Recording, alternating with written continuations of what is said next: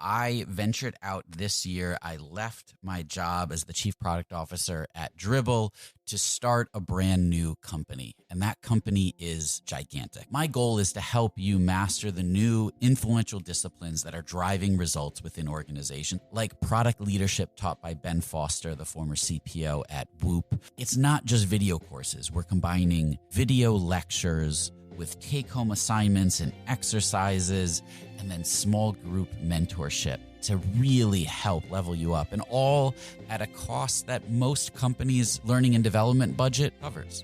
So if you're interested, go to gigantic.is, that's gigantic.is, sign up for a course, and I'll walk you through everything that you need to know. And if you enroll and let me know that you heard about this on Rocketship, I've got a special discount for you.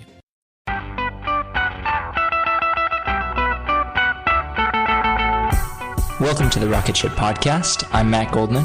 And I'm Joelle Steiniger. Today we had Brian Balfour join us. He's the VP of Growth at HubSpot and also author of a really awesome blog called Coelevate. He talked with us about experiments that they run at HubSpot. And Matt, I was curious what your take was on the things he was talking about. It was very calculated, and there was lots of process in it, which most people in startups don't like to hear or deal with, especially after leaving more formal jobs. But everything they did there followed a set process of really experimentation. Everything takes 1 to 3 months. They decide ahead of time, what their hypothesis is and what they're going to try to improve or fix.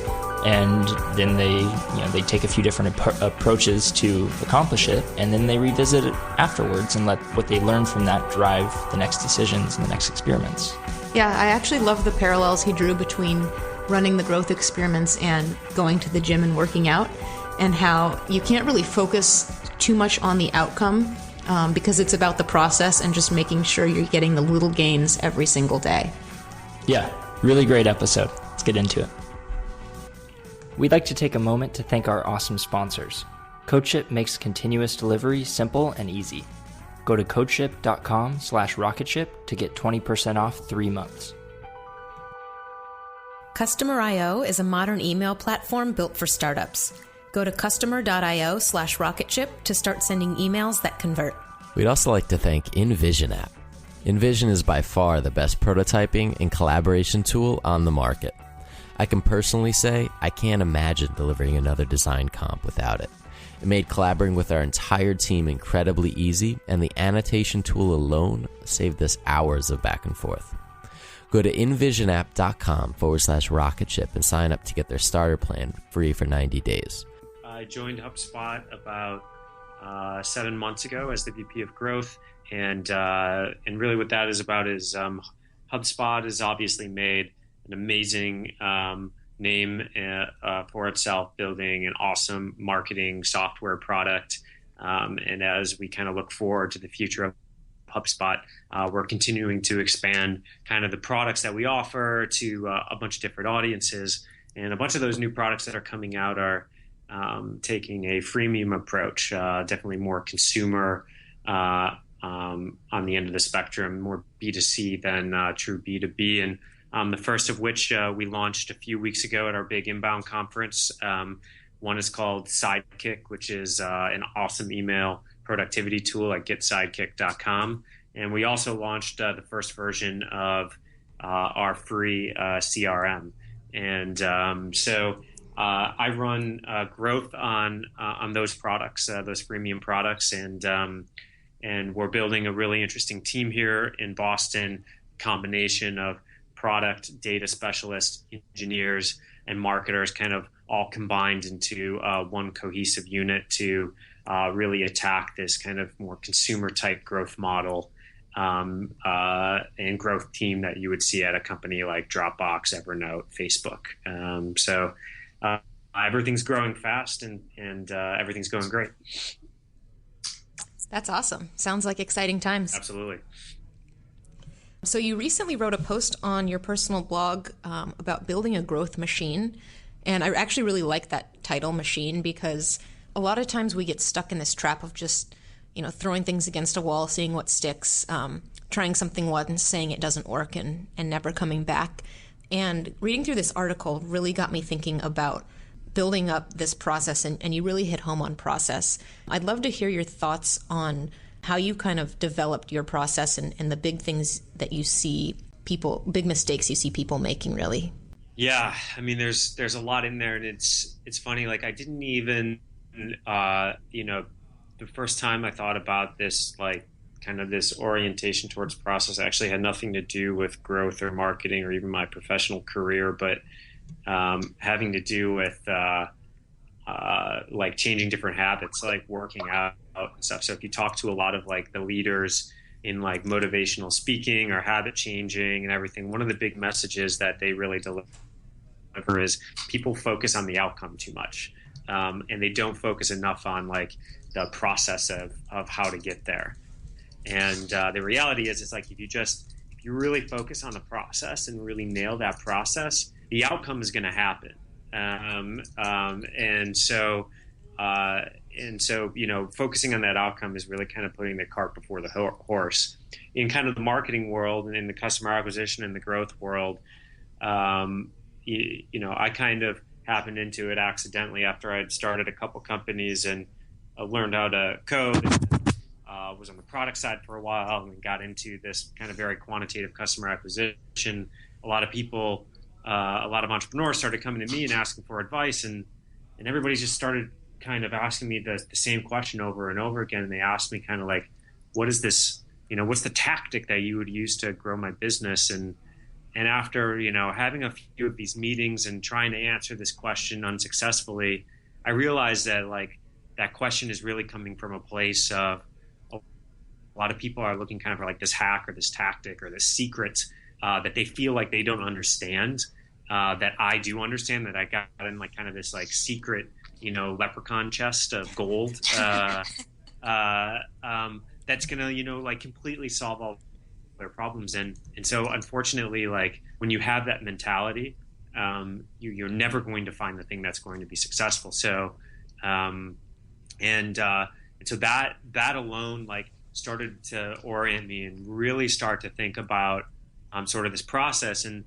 it started to become it was me doing things very naturally. The things came naturally to me, but then I started like putting them on paper and started like really systemizing them and like writing them out and putting in slide decks. And at the same time, I was like growing teams, and I was putting that in front of teams. And I realized like, this process really started to empower like a team of people, and get like a lot of these things out of my head. So that's really kind of how I came about it. But I mean, that's really the biggest mistake I see people make, is they try to focus on this hack and this tactic, and it doesn't work. Like, it doesn't work. A lot of the reasons, which I kind of describe on my blog, is just because the marketing world is changing. What works 30 days ago doesn't necessarily work today, and or a lot of people kind of look at what works for others and they try to copy what works for others, but what works, for one business isn't going to work for another, because from business to business, the audiences are different, the products are different, and the customer life cycle is different, right? Like the businesses are different, plain and simple. And so this process is really designed around like how you uncover like the unique things, the combination of variables that are going to really work for your business, and really help drive the growth of your business, rather than trying to look for that magical secret or, copying like somebody else. Right. This episode is brought to you by Miro. So when I was at Dribbble, over the 6 years, there was one tool that we would always use when we were doing cross-team collaboration. Whenever the collaboration started to get complex, we would bring in Miro. It made it incredibly easy to align stakeholders across regions and time zones, and definitely teams, with ease. And we were able to do all of that while being a completely remote team. It also has integrations into Jira, Azure, Rally, a lot of the tools that you're using already for product management and engineering. So you can import tasks from them as native cards, and it helps you see the big picture. It also helps stakeholders to understand what work needs to be done. It was incredibly valuable. And then they even have an estimation app that gives you a clear understanding of the work scope, lets you identify gaps, and then it has the ability for you to set clear expectations for delivery, especially when you're working across functions. So your first 3 Miro boards are free forever when you sign up today. Go to Miro.com/podcast. That's Miro.com/podcast. And I actually think you mentioned people are looking for a hack, and I think that the idea or even just the term growth hacking is misunderstood in a lot of ways, because it kind of connotes that there's this cheat sheet that insiders know about, and there's some little hack you can do or some little secret that you skip all the hard work of marketing, and that's obviously not the case. So I really like that you made that point. Yeah, I mean, I think that term growth hacking has had some really good positives, but it's also come with some negatives. And I mean, the guy who kind of coined the term, Sean Ellis, I think had the best intentions in the world, and he really had like the right understanding of it. And I think it kind of got convoluted a bit with that word hacks, but I think the positive part of it, which I've also written on, is that it really started to put a focus on this new age of not just marketing but growth. And growth is like it's like I like using that term because I think it describes basically where we're moving towards and how we start thinking about growing a business, and that's really about how we combine product, marketing, and technology all together rather than having them all live in these silos, focused on this problem of how we grow our business and solving those growth problems, because how you solve growth problems is actually a very different process and a very different set of steps than how you would solve like building a new feature and getting product market fit around that feature. So like I said, I think it's had some awesome positives, but unfortunately I think it's been the term has been banged up a little bit as well. I think that's the case with a lot of things. Yeah, same thing happened with Lean Startup. Yeah, that's true. That's very true. That's another great example. So one of the key parts of this process is finding the momentum to keep going. We found that same thing. Whenever we go astray and start working on either a feature for too long, or we just relaunched the Rocketship website, and that was weeks in the making where we weren't shipping anything during that time, and you start to get discouraged, and the ideas that you would have come up with before that start to kind of fizzle and not produce as reliably. How do you guys keep the momentum up on your team between different sprints that you're doing for growth? That's a good question. I think there's a couple things. I mean, so we do work in like what we call, you could consider it a growth sprint. It's basically 30 to 90 days. And really that's us focusing on a certain area. We kind of pick, we have like 2 or 3 people and like a small team kind of choose a really high impact area that they can focus on. And we set some goals. We set a destination of where we want to go. We don't know exactly how we're going to get there. And in a big part of the process of getting there is, we brainstorm a bunch of lists of experiments, which I'll talk about in a second. But we really sort of stay heads down and stay focused on that one thing for like 30 to 90 days, because to make significant process on it is really comes from basically running a lot of experiments, learning from those experiments, and then taking those learnings to come up with even better experiments or prioritize experiments that were previously far down our priority list. And so as you run these experiments and learn more, your path from here to your destination, it might start off extremely zigzaggy at first, but you kind of start to narrow in and find the most efficient path to that destination. And it's really hard to do that if you're not focused on a specific area for a reasonable enough period of time. You just don't get in that rhythm of that, of learning those things around that focus area quickly enough and iterating enough. So I think there's that piece of it when we do our sprints, and then there's the piece of it is like when we move from one focus area to another. making sure we don't get kind of stuck in this sort of cold start mode. And there, as part of the process, we've really developed different exercises, brainstorming exercises, to really get us in sort of the mindset immediately when we start a new focus area and get a bunch of ideas going. And if I had a recommendation for anybody, read the book Innovator Solution. I stole this straight out of that book. But he lays out like a framework of 4 different ways to come up with ideas. And so like one of them, for example, is called questioning. And so one of the first things that we do when we pick out a new focus area is we do something called question storming. We get in a room and we ask nothing but questions about that focus area for 15 or 20 minutes. And so like we're trying to focus on increasing virality. We'll just ask things like, who's inviting the most people? Are they inviting coworkers or friends? How are they deciding who to invite? Do people invite in the first 30 days or does it take them longer? And we just start generating all of these questions.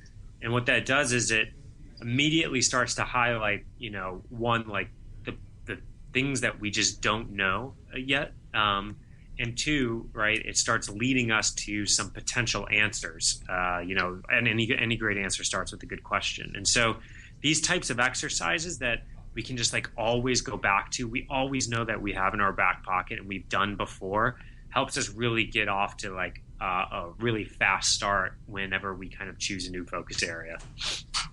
That's really interesting. So I was going to ask you to kind of elaborate on, say, like a 30-day cycle for one of these experiments. So it sounds like the way you start is by sitting down and asking the questions that lead you to what the experiment will ultimately be.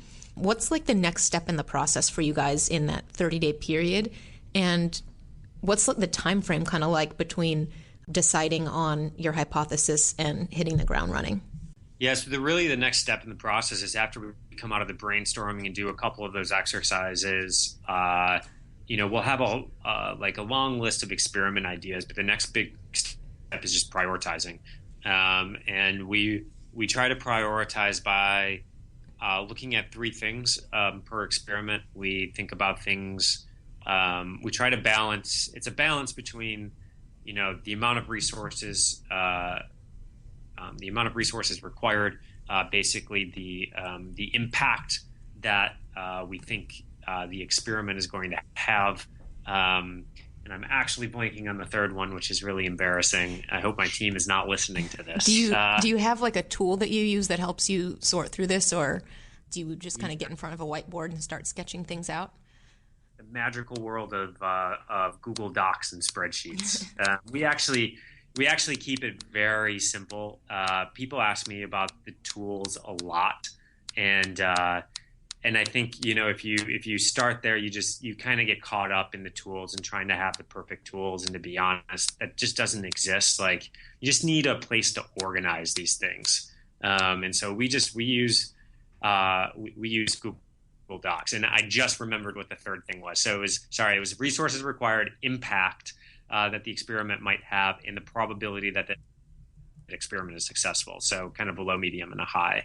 And so we go through. The impact is the most important one. We'll generate a hypothesis, and we'll actually come up with a sentence that's like, if this experiment is successful, this variable that we're trying to influence will increase by this much because, and then we list out the assumptions that we're making that kind of produce that. And that, does a few things, right? It helps us start to measure apple to apples on experiments around potential impact. But it also exposes the assumptions that we're making, which I find a lot of teams don't do. They let their team members say, well, I think this is the best idea, so I'm going to go do it. Or the VP of marketing or growth will be like, I think this is the best idea. And so you really got the highest paid person problem. Actually thinking through the assumptions and listing out the assumptions starts to expose a lot of the thinking behind the hypothesis and behind the reasoning, and you really start to get better and better over time at picking the ones that will have like the highest impact or the highest ROI for your investment. So that's really the second step of the process is we really go through and try to prioritize things and we try to do this brainstorm in the initial prioritization in the first couple days of a process, and then we'll like jump into the rest of it, which is really about implementing and analyzing and kind of repeating it over and over and over. So what's an example, if you can think of one off the top of your head, of an experiment that you ran and maybe like one change you made to it before running almost the same experiment again? Like, is it as simple as changing language, or do you do kind of bigger wholesale changes to what you guys are doing? It could be either or. So I think like one thing that I try to really emphasize is that just because the process is iterative doesn't mean it's incremental. So a learning we could take from an experiment could lead to another small change somewhere else, but could also lead to a very big change. So I think people get that very confused in terms of iterative and incremental. And so like an example of like a small versus big might be like, let's say like we're working on some, a couple people are working on virality. We test 5 different themes of messaging, something around social validation, something around trying to like the copy celebrates with the user as they send the invite, right? We test these different themes, and we find one like just blows, the other ones out of the water, right? Does really well. We might then say, okay, where else can we use that type of messaging to help improve conversions? Oh, like our onboarding process, our activation process. All right, let's create another experiment. And for the team, if there's a couple people focusing on activation, we'll throw that into their experiment pipeline. And that might be another small change that they might try out in the activation flow. So that would be like an example of like something small. Something bigger would be like, which actually recently just happened to us, is, we're focusing on first 7-day retention. And we did a bunch of qualitative conversations and surveys, and we were looking at our onboarding process. And a lot of people who churned described to us, I just didn't really understand the product, when in my first use.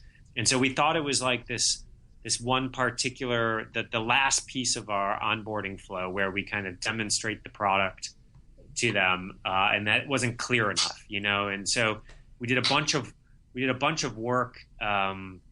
We did some work there. We started cleaning up the CTAs. We started doing a bunch of other things to try to make the value prop clearer, and we weren't getting any movement in the numbers. And so we really dug into the data, and we were like, well, how many people are getting to this page and kind of this other stuff. And one of the things through that process that we learned was wow, there was this entire large group of people that were like activating, but were never getting to that page. They were getting stuck sort of the step before. And it totally changed our thinking and how we thought about first 7-day retention.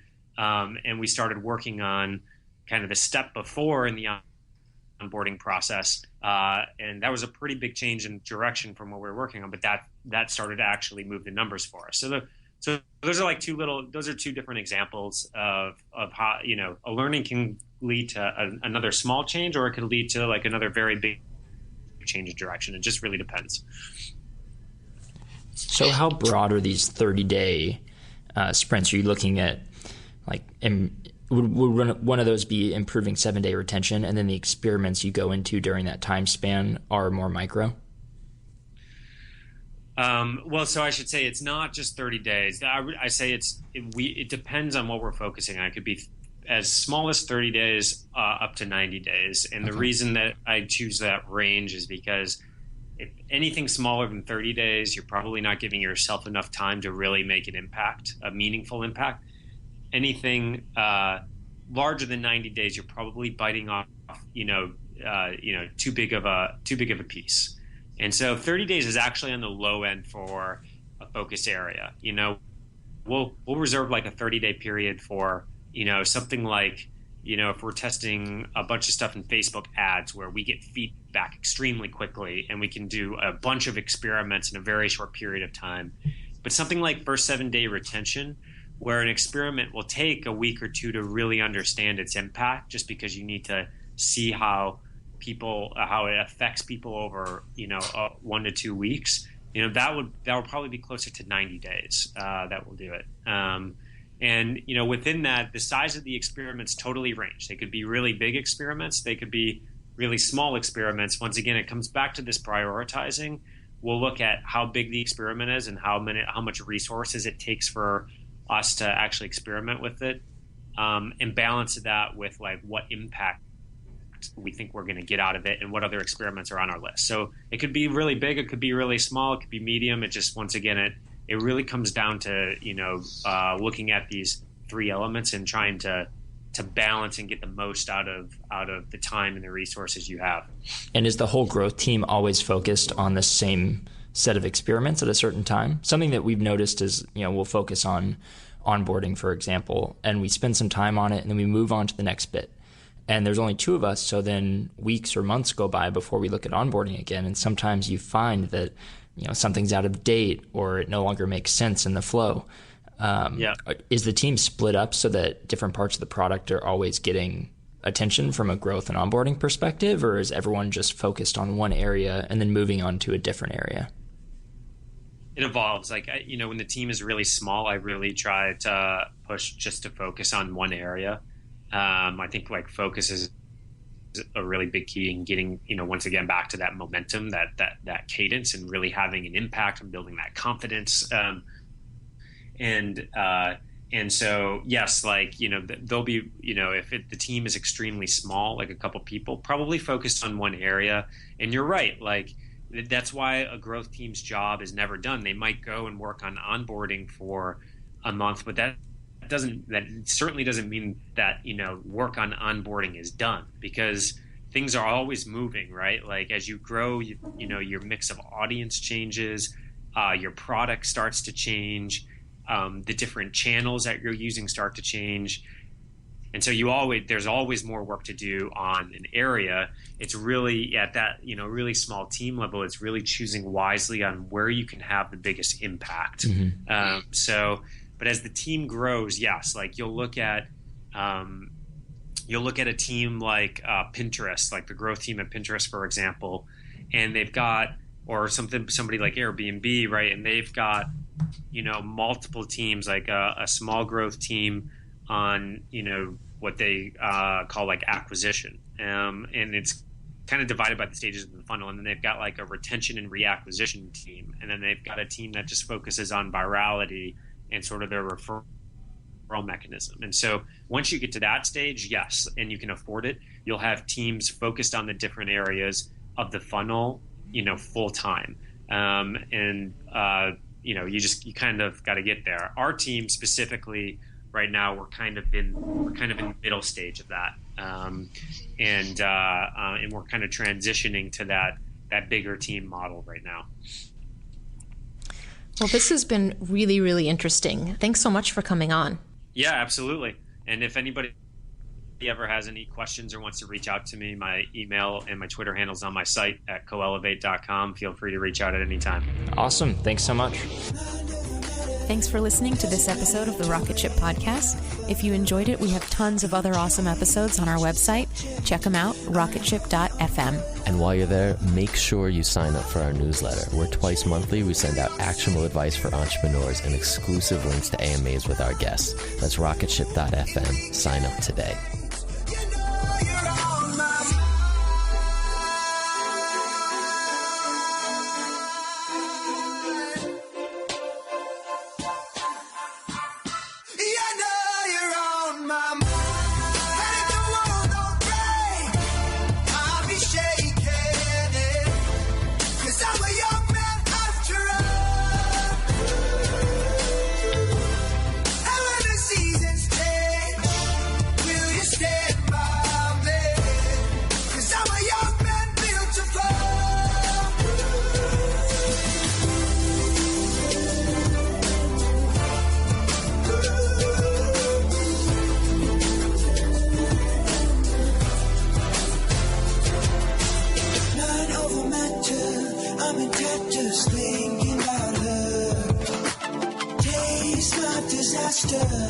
It's heavy on my tongue. All the lights are glow. Tokyo snows. Go to